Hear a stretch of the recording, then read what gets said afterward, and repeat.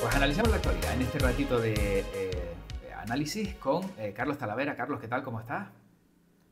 Muy bien, ¿y tú qué tal? Bien, encantado de saludarte y de poder hablar contigo de varios asuntos, porque uno de ellos, no sé si, bueno, no te coge de nuevas lógicamente porque esto va a entrar en 2026, se hablaba de 2025, hace un instante hablábamos con Jorge Alonso, ¿no? CEO del grupo Velorcios, relacionado con ciberseguridad, etcétera, etcétera, y hablábamos de la factura electrónica, ¿no? Que va a entrar para 2026, pero que va a coger a muchos con el pie cambiado. Y él decía una frase que yo creo que es bastante reveladora, ¿no? A los autónomos siempre los dejan a los pies de los caballos, ponen en marcha algo y luego ya veremos qué pasa. Y no sé si desde tu punto de vista esto va a ser así. O sea, los autónomos sobre todo se van a ver a lo mejor pues inmersos en un mundo de una factura electrónica que no saben cómo elaborarla o cómo hacerlo y tendrán que echar mano de asesorías y de asesores que puedan ayudarles en esto, ¿no?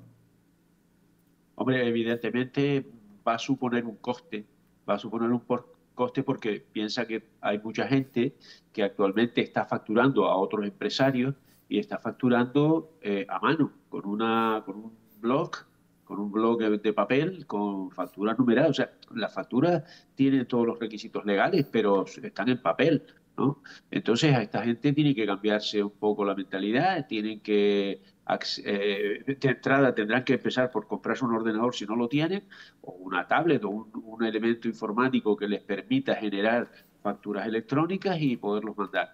Hombre, yo creo que no nos puede sorprender porque realmente ya se viene hablando de esto hace tiempo. Se ha pospuesto la entrada en funcionamiento de la factura electrónica, se ha pospuesto ya varias veces, ¿no?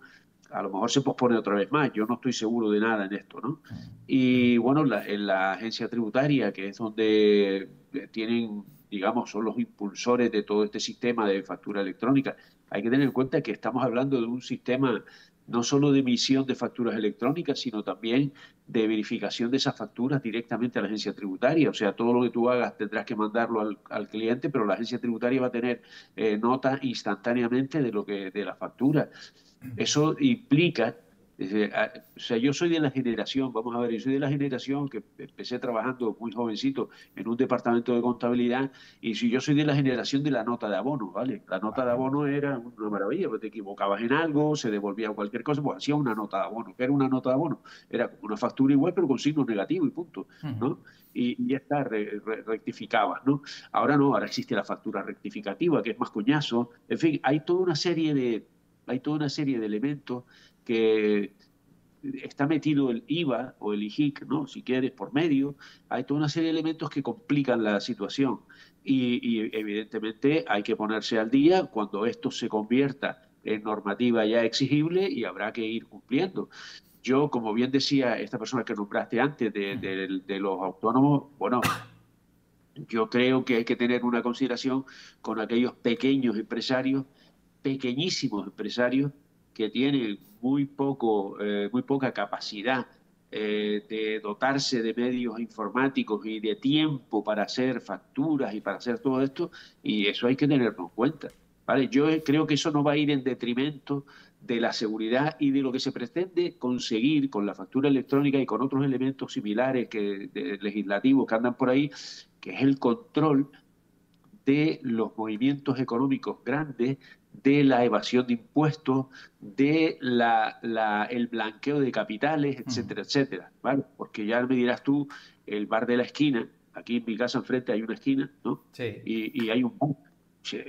Blanqueo de capitales, sí, pero ¿en qué nivel? ¿Me entiendes? O sea, evasión de impuestos, sí, pero a qué claro, nivel?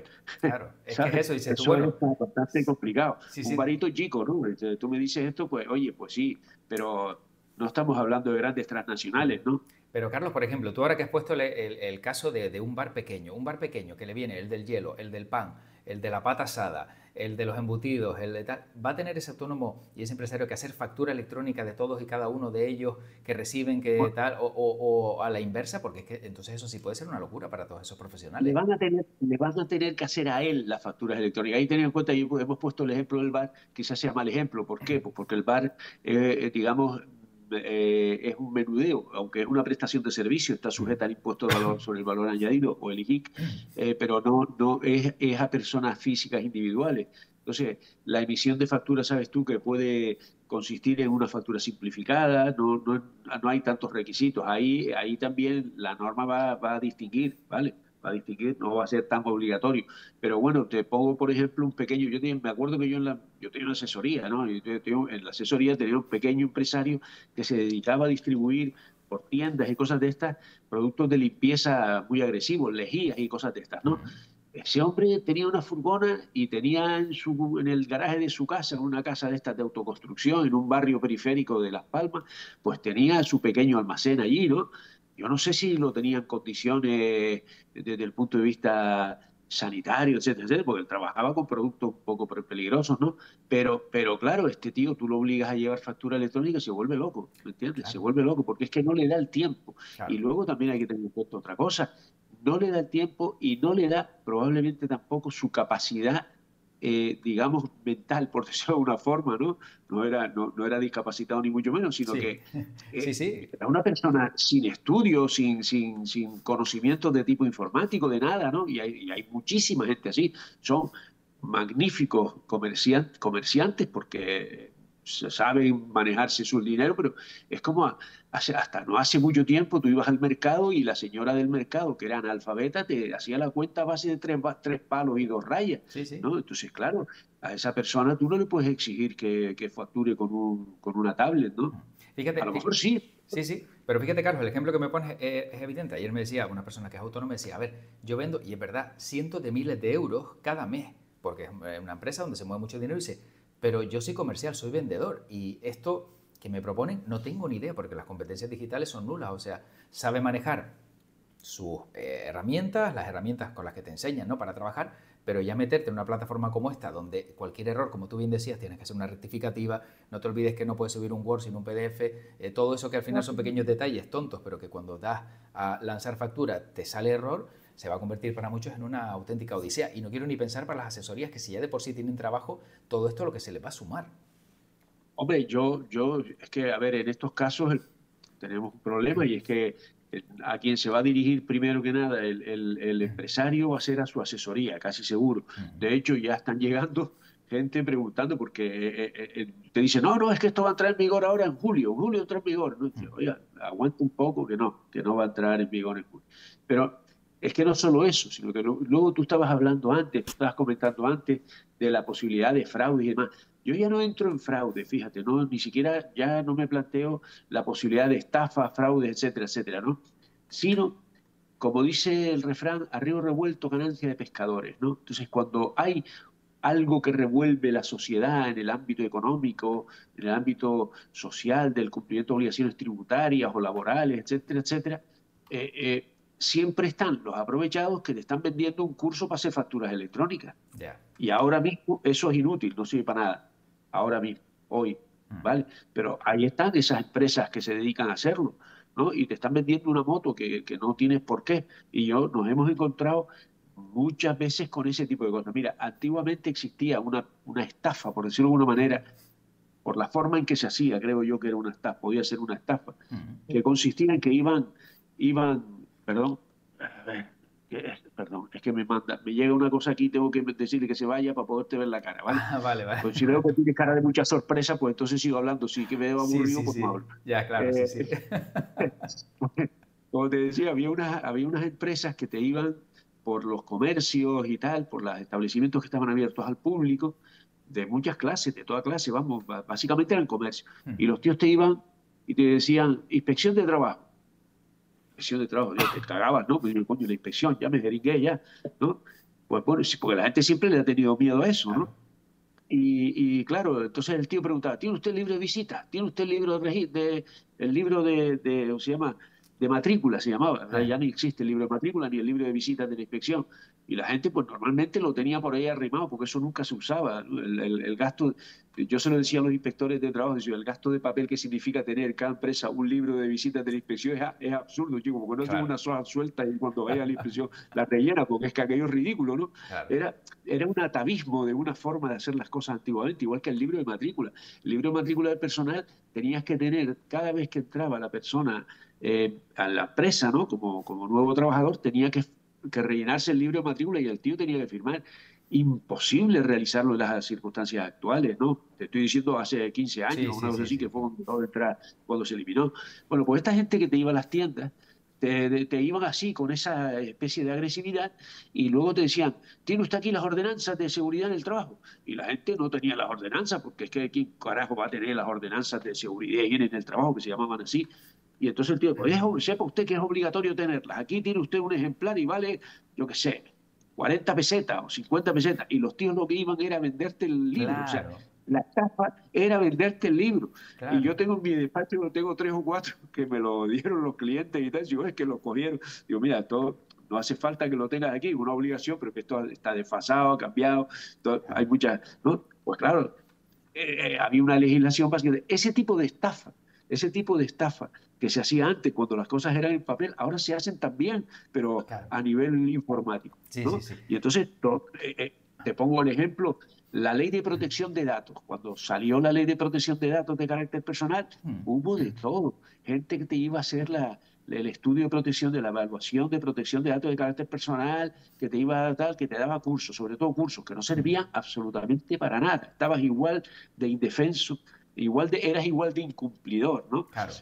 O la ley de prevención de riesgos laborales establecía también unas evaluaciones, pues igual, cursos para la prevención, esto lo puede usted, mira, tú no lo puedes hacer, tú no puedes hacer una evaluación de riesgo fácilmente, tiene Sí, que ser sí, un sí. técnico, tiene que ser una asesoría, ¿no? Una empresa que se dedique a eso, a evaluación de riesgos, etcétera. Entonces, todo eso se va luego normalizando y con la factura pasará lo mismo. Habrá un primer momento en el que habrá un montón de pescadores en este río revuelto, ¿no?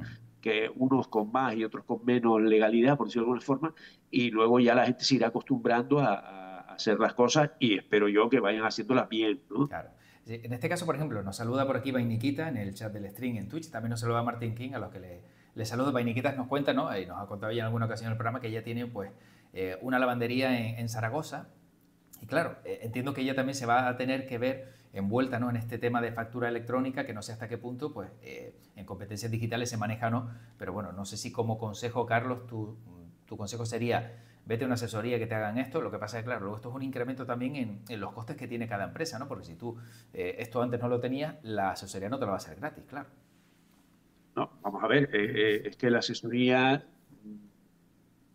te lo digo por experiencia, nosotros cuando montamos una asesoría y asesoramos en materias jurídicas, fiscales, laborales, ¿no? De seguros, un montón la asesoría puede comprender muchas cosas. Nosotros tenemos un personal, tenemos unos gastos, etcétera, etcétera. Si viene un incremento de trabajo, nosotros tenemos que hacer también un esfuerzo.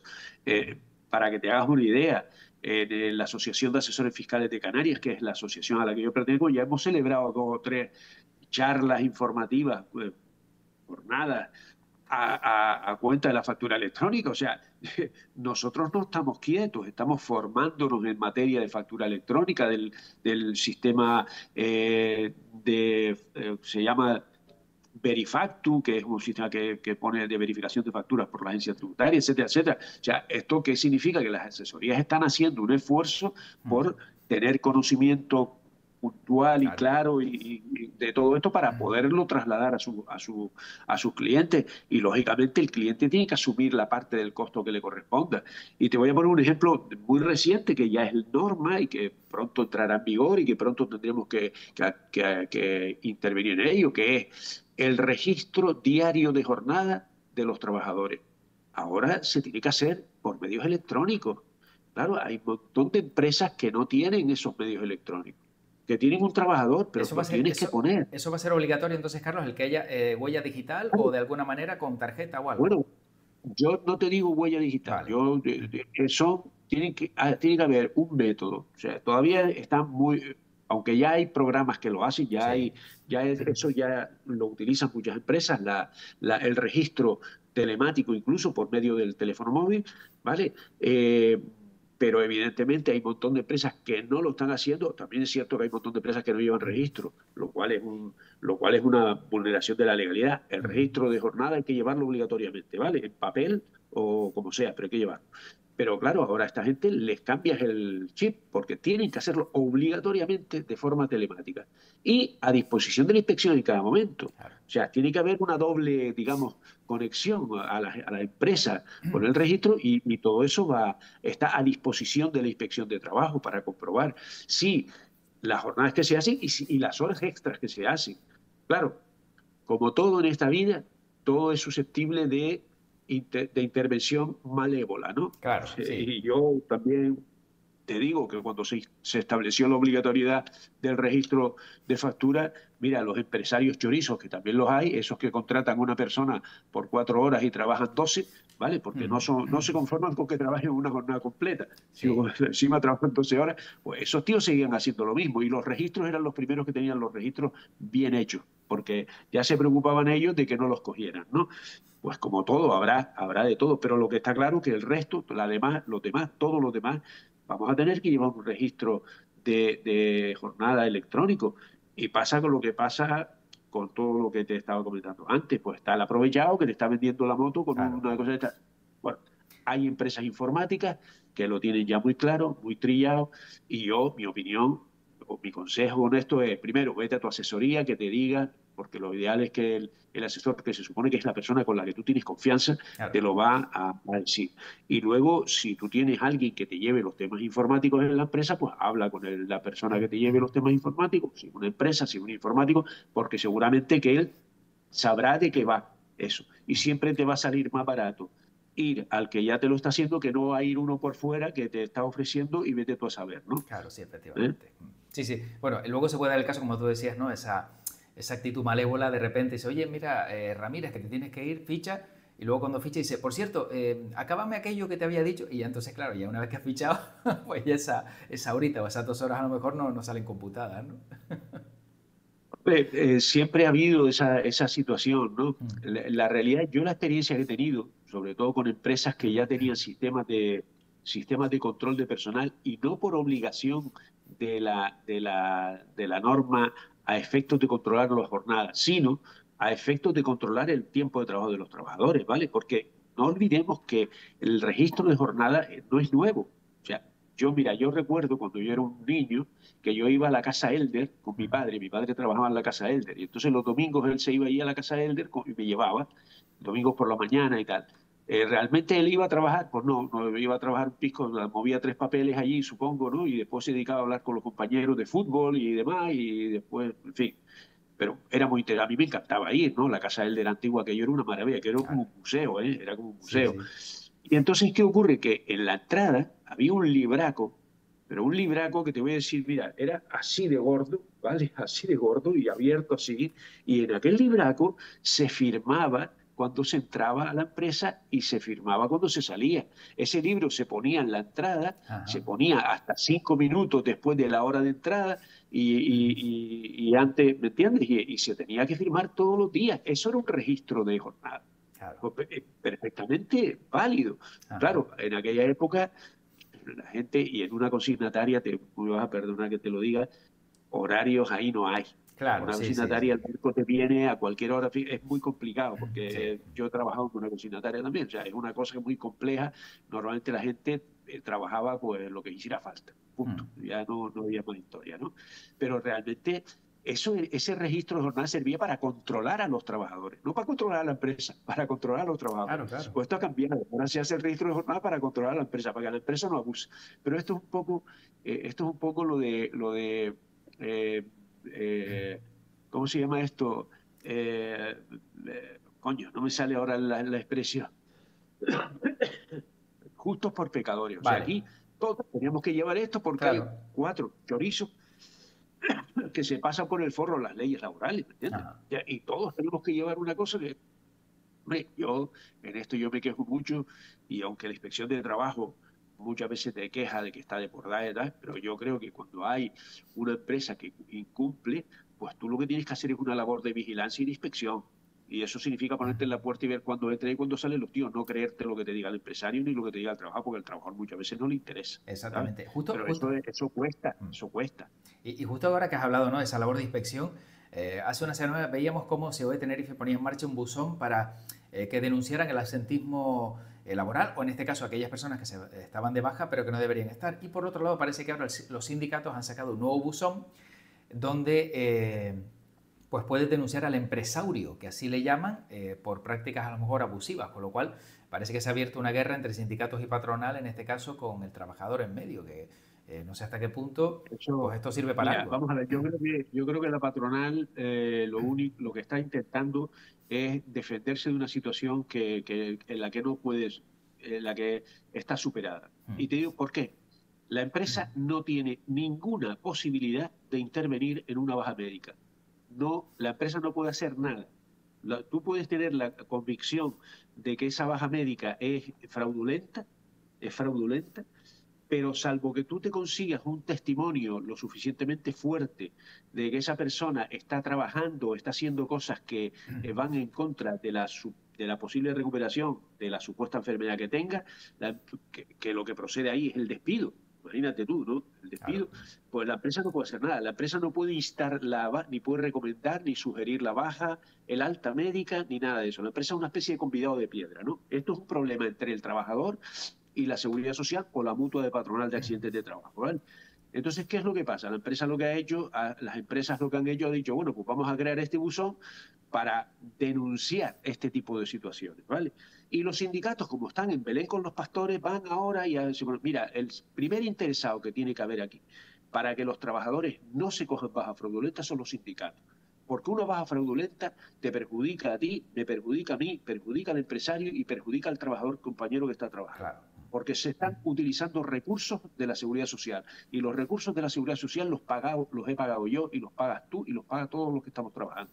¿Vale? Entonces, lo que no cabe aquí es coger y esconder el ala, meter la cabeza debajo de un agujero. Hay que afrontar esto. En las administraciones públicas leí hace poco una cifra que me dejó pasmado. Y es que hay un 33%, un 30% de absentismo laboral por bajas médicas en la administración pública, en el Ayuntamiento de Las Palmas y no sé qué sitio más. Sí. Eso es un verdadero disparate. Eso no puede obedecer a una causa natural. No hay tantas enfermedades. Tú dices, en la época de pandemia me cayó la boca, pero ya eso se acabó. Sí, sí. ¿Vale? No, no, ahora no, ahora no. En una situación normal, un 30% de absentismo laboral en una empresa significa la quiebra de la empresa. ¿Y qué pasa? Las administraciones públicas están como están, no atienden, tardas un montón y tal, y después te miras que tiene un 30%, un 20% de absentismo, es una locura. En las empresas privadas el absentismo es mucho menor. ¿Por qué? El empresario controla un poco más. El tío cuando va al médico, la mutua, si el control de la baja le corresponde a la mutua, que si es por enfermedad común no puede dar el alta, ¿vale? Lo único que puede hacer es recomendar el alta o sugerir el alta al INS, que es el Instituto Nacional de la Seguridad, quien tiene la potestad de dar el alta, y el médico de cabecera, por supuesto, ¿no? Pero claro, el problema que tenemos, yo creo que es un problema real, y es que hay muchas bajas que no se corresponden con un proceso patológico, son bajas fraudulentas, y eso hay que meterle mano. Y allí el primer interesado, como te digo, el primer interesado deberían ser los sindicatos, en que eso se aclare, ¿vale? Porque los trabajadores no son unos chorizos. Hay un grupo de chorizos y como esto se instale como una cosa normal, el cogerse la baja es un arma más en el ámbito de la lucha con los trabajadores. Pero nos estamos perjudicando todo. Se está utilizando recursos de la seguridad social, porque esa baja médica, es que yo escribí un artículo, ¿no? Hace tiempo ya, sobre las bajas médicas. El artículo se titulaba Pues me cojo la baja. Eso Claro, te iba a hay decir, un porque no es lo pequeño mismo que te den la conflicto. baja a que tú te cojas la baja. Parece como que es algo Claro, ya que tú es que tú vas decides. al médico y le dices, me duele aquí, incluso hasta por teléfono, y el tipo te da la baja. Sí, vamos a ver, si la baja médica obedece a una situación que el trabajador tiene un proceso patológico que le impide trabajar. ¿Vale? Entonces, en ese momento es cuando hay que darlo, no porque el tío te lo diga, tienes que hacer una anamnesis como médico, tú tienes que hacer una anamnesis. El médico es el que tiene la responsabilidad, está haciendo dos cosas, un acto médico, que es la valoración de la enfermedad del trabajador y el tratamiento, etcétera, etcétera, y un acto administrativo que tiene consecuencias administrativas y económicas y sociales. Porque cuando tú le das la baja a una persona, estás generando el derecho a una prestación de la seguridad social. Está generando en la empresa la obligación muchas veces de sustituir ese puesto de trabajo. Es un incremento del costo. Ahora, aquí hay quien dice, bueno, pues la empresa que se joda. Sí, la Claro. empresa que se joda, y cuando es un estanco caso verídico, en un estanco donde hay nada más que el dueño del estanco y un trabajador, se tiene que joder también. ¿Y de qué come ese tío? Porque es que no puede contratar a otra persona. Sí, O sea, sí, sí, muchas sí. veces, porque tiene que seguir pagando los seguros sociales. La prestación de seguridad social la paga el INSS, pero la empresa sigue pagando los seguros sociales de un tío que no trabaja. Y a veces esa baja se prolonga durante 18 meses, 545 días. ¿Me entiendes? O sea, la responsabilidad de la baja médica es muy importante. Y yo creo que los médicos de atención primaria, los médicos de cabecera, los que dan la baja, a veces no son conscientes de eso. ¿Vale? Eh, Yo he hablado con algún médico y dice, no, si a mí me la piden, yo la doy. ¿Por qué? Porque también ellos tienen un problema y que tienen una inseguridad. Te llega un tío allí y te pide la baja y si no le das la baja se cabrea contigo y tienes un problema. No, ¿Me no, sí, o a entiendes? lo Oye, mejor de repente tiene una dolencia real y luego pues tú a lo mejor por pensar que está mintiendo, porque hay dolencias que a lo mejor pues no sé, con una lo que no radiografía no tiene, salen, claro. claro, pero yo lo que tengo claro es una cosa. Si una persona llega con un tema de, por ejemplo, una depresión, o sea, tú por precaución le das la baja, Claro, porque no se te vaya a suicidar el tío al día siguiente, pero lo que tienes que hacer es mandarlo al psiquiatra, al claro. especialista sobre la mente, y no meterte con una baja por depresión, que las he visto, 6 meses, sin mandar al especialista, pero tú, médico de atención primaria, no eres especialista ni en nada, estás dando una baja y tú sinceramente crees que esa persona está suficientemente valorada como para decir, la mantengo de baja 6 meses. A Claro, mí me claro. parece fatal, ¿no? Carlos, para acabar en 30 segundos, ¿qué solución darías tú para pues que no haya tanto absentismo laboral? ¿Más inspecciones podría ser esa solución? Hombre, absentismo laboral te refieres en lo que se refiere a bajas médicas. Efectivamente, sí, sí, en ese caso. Bueno, yo creo que lo que hay que hacer es concienciar a los médicos de atención primaria en que cuando dan una baja tienen todos esos efectos. Y luego proteger al médico de las posibles actuaciones de los pacientes. O sea, Claro. si hace falta incrementar la seguridad en los centros de salud, hay que incrementarla. Y vamos a dejarnos de chorradas. Si hace falta ponerle a la policía o la Guardia Civil, hay que poner a la policía y la Guardia Civil. Que un tío se vea compelido, el que es un chorizo de estos, ¿no? Que quiere Sí, hacer una baja por violenta, que se vea quiero decir, presionado para no exigirlo, porque sabe que va a tener un tío fuera que se le mete dentro de la consulta y lo saca esposado, ¿vale? Y legislar quizás que cualquier agresión, que creo que ya está, a un médico es una agresión a un funcionario público, eso lleva sí. una pena de cárcel. O sea, ahí tenemos que ser muy serios y muy duros porque no se puede permitir. Y estamos hablando ya no solo de un problema que afecta a las empresas, es que afecta al sistema de seguridad Sí, social. sí, Y el sí, sí, sistema sí. de seguridad social es de los trabajadores, ¿vale? Efectivamente. Pues Carlos, tenemos que dejarlo aquí, nos quedamos sin tiempo, pero bueno, por lo menos hemos podido repasar bastantes aspectos relacionados con temas que tú controlas de maravilla, No es aunque más, también... lo he dicho yo todo, nadie se opone, pues Sí, estupendo, sí, tío, exacto, sí, sí, al estupendo. no tener ¿Eh? otro tertuliano que diga algo, pues bueno, pero en este caso ha servido bastante todo lo Bueno, que nos has bueno. contado. Y te agradezco pues también bueno, que hayas revelado todos estos datos importantes también de temas actuales y relacionados sobre todo con áreas tan importantes como las que manejas, que son como las de asesores, que bueno, que ya sabemos que tienes una trayectoria dilatada y muy larga. Y Carlos, en la próxima pues seguro que encontraré un perfil que te haga sombra, que te lleve la contraria en todo. Sí, sí, sí, pues es más divertido siempre. Muy bien. Carlos Talavera, muchísimas Vale, gracias. Hasta la próxima. Cuídate. a ti, gracias a ti, hasta luego. Gracias.